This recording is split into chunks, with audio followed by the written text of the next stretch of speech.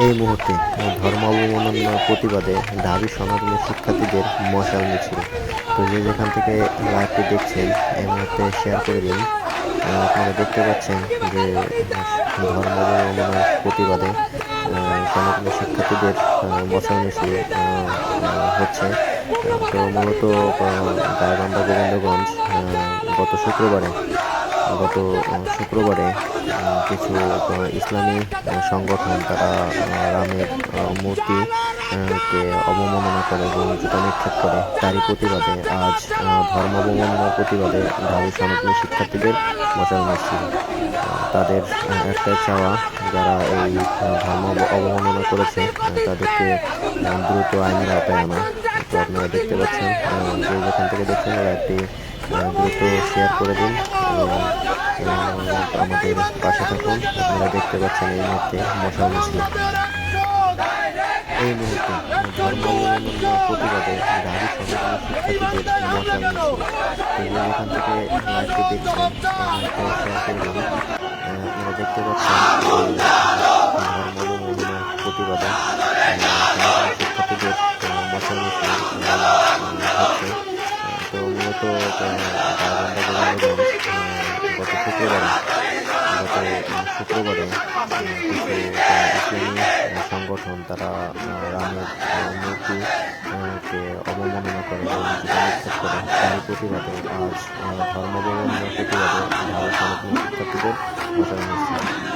তাদের একটা চাওয়া, যারা এই ধর্ম অবমাননা করেছে তাদেরকে দ্রুত আইনের আওতায় আনা। তো আপনারা দেখতে পাচ্ছেন, শেয়ার করে দিন আমাদের পাশে থাকুন।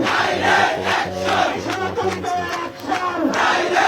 এই মুহূর্তে ধর্ম অবমাননার প্রতিবাদে ঢাবি সনাতনী শিক্ষার্থীদের মশাল মিছিল। এখান থেকে লাইভটি দেখছেন এই মুহূর্তে শেয়ার করে দিন।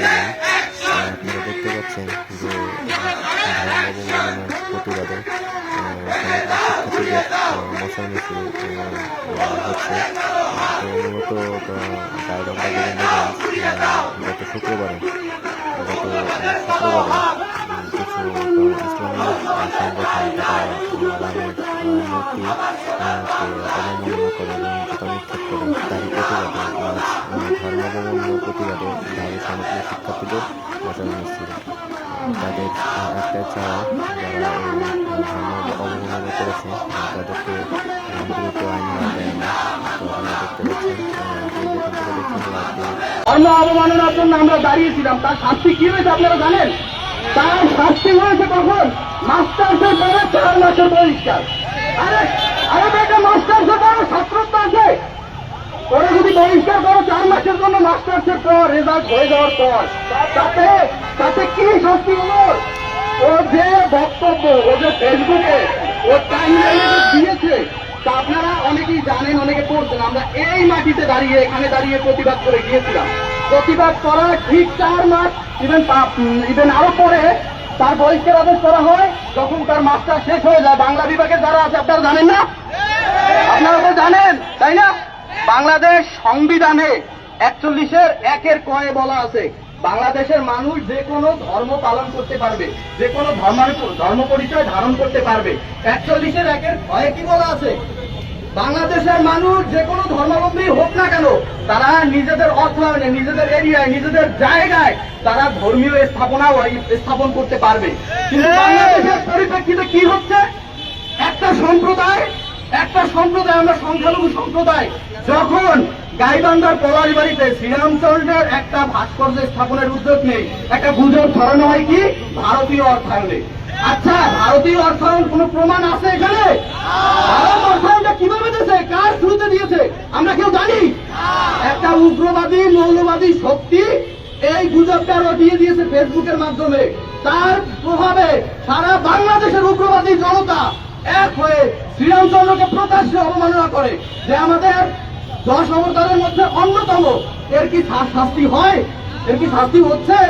কাউকে কি গ্রেপ্তার করা হয়েছে এখন পর্যন্ত? পরিসংখ্যানের দিকে তাকাই একটু। ক্যাবের একটা রিপোর্ট, যেটা প্রথম আলোতে প্রকাশিত হয় 2025 সালের নভেম্বরে। গত বছর জানুয়ারি থেকে নভেম্বর পর্যন্ত 57 থেকে 73টা পর্যন্ত ধর্মীয় অবমাননার কারণে সংখ্যালঘুদের উপর হামলা হয়, তার ভিতরে 56টার মামলা হয়, কোনটার বিচার হয়েছে?